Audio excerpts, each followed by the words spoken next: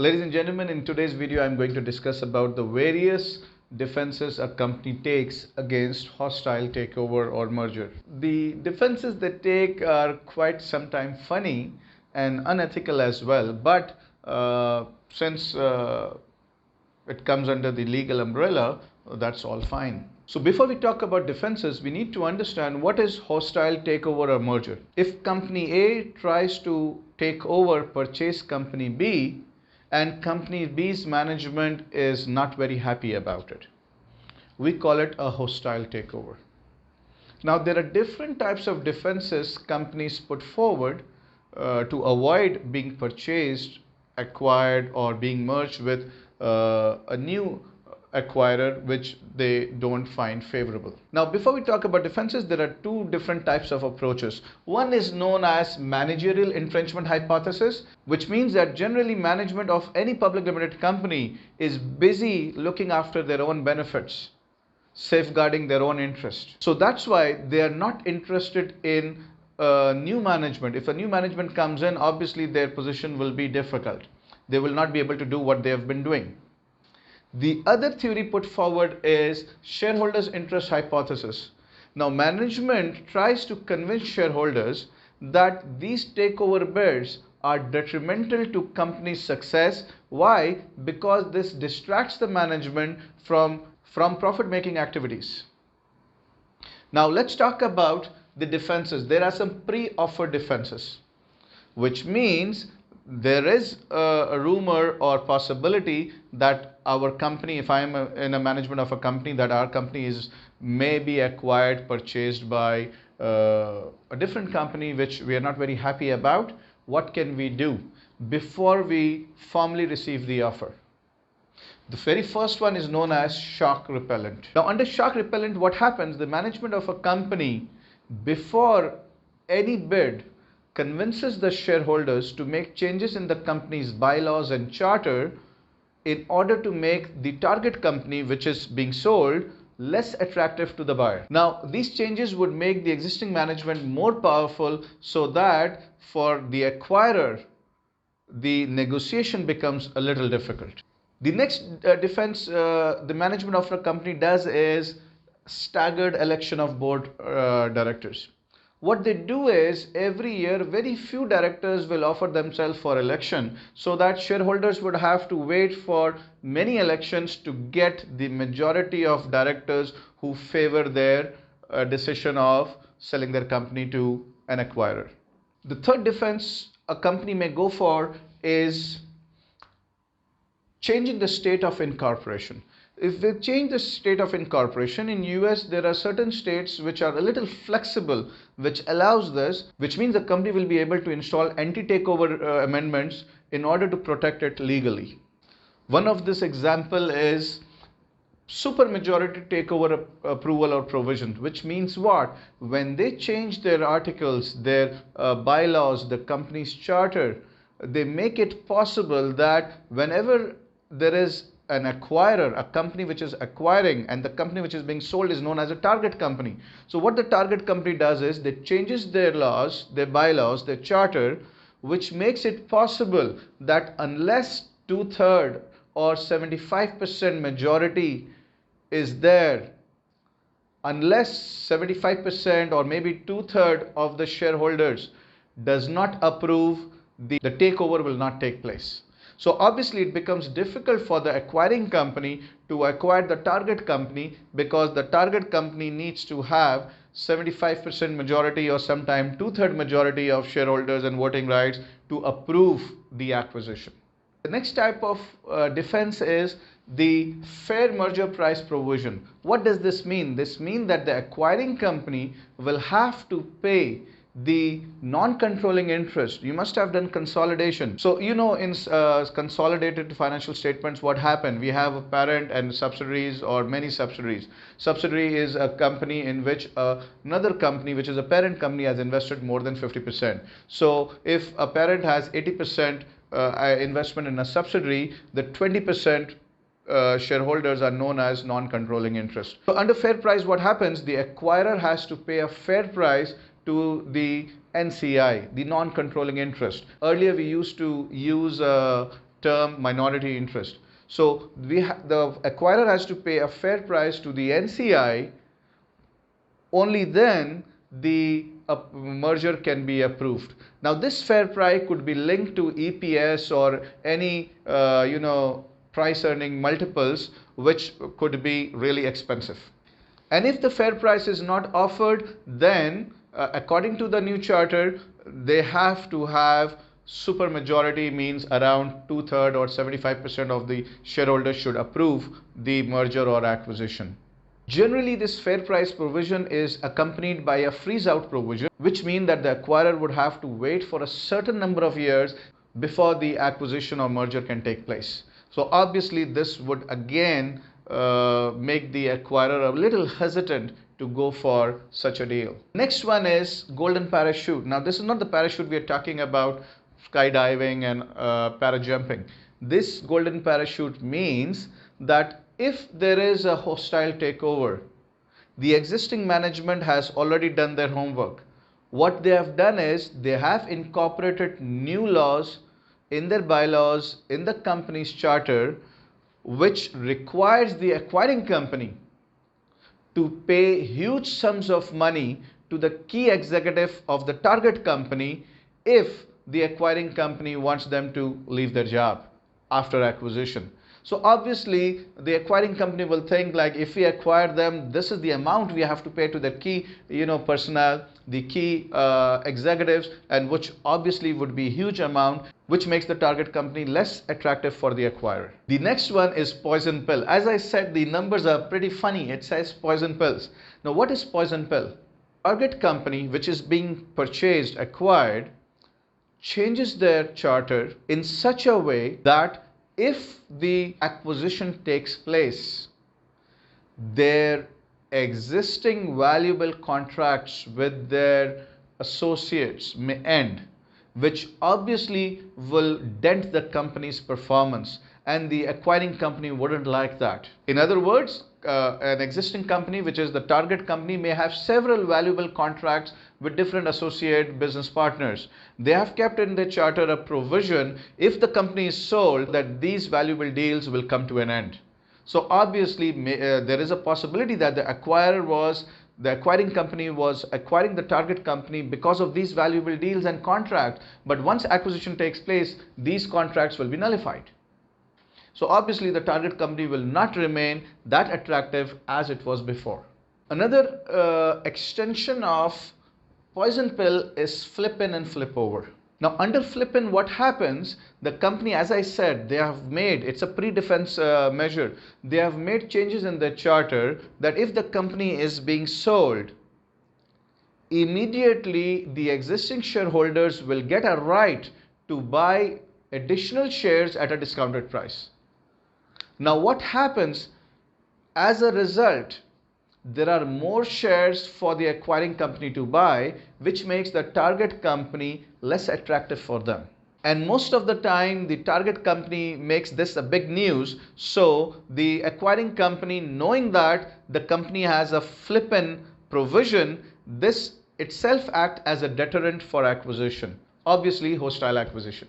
The other one is flip over. Flip over provision means if the acquisition takes place as per company's bylaws and charter, if this company is sold, the other company is acquiring the company, the target company shareholders will get a by default right to purchase the acquiring company shares at a discounted price. Obviously this provision will not be very welcoming for the acquiring company shareholder because they will be disadvantaged. Another measure taken by the target company which is being sold is poison put. As discussed earlier, most of these defenses are basically done through having a provision in the charter.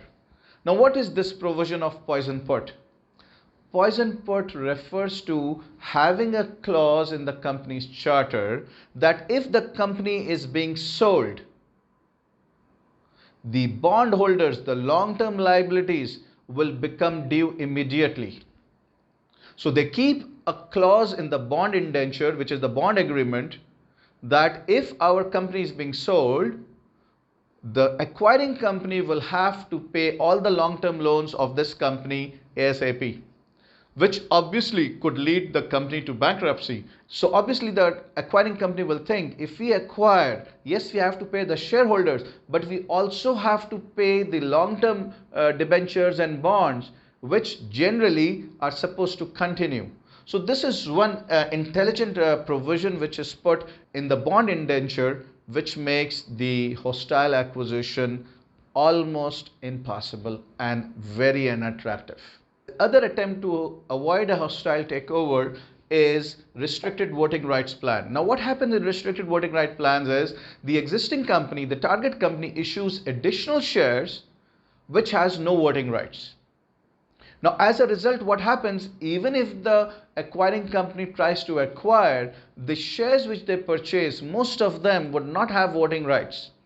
So even after acquiring the company, if they want to put in place new decisions, implement new decisions, they will not be able to because they don't have enough voting rights. The voting rights in the company by default lies with the founding shareholders or the existing shareholders of the target company, which obviously makes this acquisition not very favorable. Another defense mechanism is ESOPS. This is employee stock option plans. Now here what happens is the existing company, the company which is being sold, they create a plan, a fund in such a way that as employees get experienced and older in the company, they are entitled to stock options. And when the employee is leaving the company would have to, buy their stock at market price, which earlier were given to them at a discounted price. So this means that these employees which have stocks of the company would obviously have voting rights. And if a hostile takeover takes place, all these employees who have employee stock options, who are shareholders, will give their vote against the hostile takeover because they believe if the new company comes in, they may destabilize the employee stock option plan. And obviously this would act as a deterrent to the hostile takeover. Now, these are all pre-offer defenses which a company may go for. There are some post-offer defenses as well. Means the target company has already received an offer from an acquiring company. Now what to do? One of the simplest way to avoid hostile takeover, after an offer has been received for takeover, the target company can issue more shares. It could be bonus shares, it could be right shares. Now, what difference it makes? Because the deal is not finalized yet, so the target company has issued more shares. So as a result, the acquiring company would have to buy more shares now in order to get the deal done, and which will obviously be a little difficult and expensive for them. The next thing we are looking at is Pacman defense. Now Pacman defense or reverse tender is very interesting and a little funny as well. What happens here, if the acquiring company starts buying the shares of target company which is being sold, the target company defense is that they start selling more shares. When they sell more shares, they generate cash. When they raise cash, with the cash they try to buy the acquiring company. And if they do so, obviously then there is no acquisition. You have purchased the company which has come to purchase you. Another thing what can be done under the Pacman defense is, once the target company sold additional shares, they raises cash, what they can do is with this cash they can buy the shares from the acquiring company which they have already purchased at a way higher price. This is known as the green mail payment. This is known as the green mail payment or the premium buyback offer, and which obviously makes a lot of money for the acquiring company. But the end result is achieved, target company is not being sold. Another defense which a target company can do post offer is the white knight defense. What is the white knight defense? Under a white knight defense, what happens? The target company has already received an offer from the acquiring company which they consider as a hostile takeover. They don't want to sell their company to this particular company. What they do is they start finding another buyer which the target company thinks is more favorable for them. The another buyers the new company, which would be known as a white knight company, they would like to sell to them rather than to the hostile company. So in this way, they try to find another offer from another company which is way higher and which defeats the bid price for the hostile acquirer. Now, the next one is also very interesting here, is known as the lockup provision. What is a lockup provision? Yes, the scenario is that this is my company which doesn't want to be sold, and there is a hostile buyer which is trying their best to buy us. What we do is, before it is too late, we will sell one of our crown jewel. Crown jewel is one of the most important asset. It could be a business unit, it could be a factory, it could be an SBU, which is strategic business unit, to a white knight. White knight mean a company which with which we have better terms. And this asset is basically the backbone of the company. We are selling it at a very low price to a white knight company, because of which now our company becomes less attractive to the hostile buyer. Probably the hostile buyer was buying the company because of this particular asset which we have already sold to a white knight company under an agreement in which the white knight company cannot sell that asset without our permission, without our prior permission. So this type of sale of a crown jewel, a most important asset, to a white knight company, to a favorable company, would definitely frustrate the hostile buyer. Another attempt to avoid a hostile takeover post-offer is leverage recapitalization. What is leverage recapitalization? Is the target company will take a huge loan from the bank or a financing company in order to pay stock dividend to their existing shareholders and management. Now, if this happens, what happens is, number one, the target company's debt will go up, which will make it very risky, and at the same time, the acquiring company has to buy more shares from the existing management and shareholders, which will make this acquisition very unfavorable for the hostile acquirer. There are many other defenses as well. Some of them I'm just talking about. The two most important is litigation. Once you receive an offer, just sue the company that they are not following certain SECP rules, certain company's ordinance. So this is a delaying tactic actually, which may or may not work out, but at least you buy some time. The next one is asset buying. I've seen it very recently. Public limited companies, if there is a hostile offer, what they do is they start buying non-productive assets, which makes the company less attractive, less feasible for the acquirer to buy. So guys, I hope you have understood all these measures a company may take, whether pre or post offer, to avoid a hostile takeover. If you have any confusion or question, leave a comment. I will reply to you. If you like this video, please share it with your dear and near ones so that others can also benefit. Thank you so very much for your precious time.